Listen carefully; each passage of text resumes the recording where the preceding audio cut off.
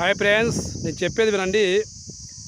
తండ్రి కష్టపడి డబ్బులు, భూములు, ఆస్తులు ఎన్ని సంపాదించినా కూడా కొడుకులకు తినే హక్కు ఉంది, అనుభవించే హక్కు ఉంది. అటు వరకు బాగుంది.